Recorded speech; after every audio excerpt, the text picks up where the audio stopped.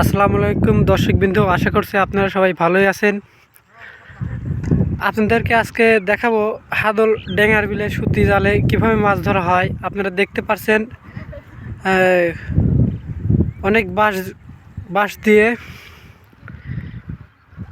বানা দিয়ে পানি আটকিয়ে তারপর মাছ মারা হচ্ছে। দেখেন কীভাবে মাছ মারছে, সেই দৃশ্যগুলো আপনাদেরকে দেখানোর চেষ্টা করব। এই যে দেখতে পাচ্ছেন যে চিকন করে জালি নেট দেওয়া হয়েছে, এর ভিতর দিয়ে মাছ প্রবেশ করতেছে ভিতরে। তার পরবর্তী সময়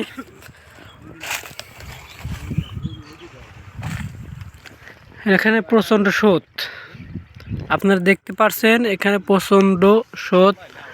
এই স্রোতের ভিতর দিয়ে মাছ ওই ভিতরে চলে যায়, তারপর মাছ মারা হয়।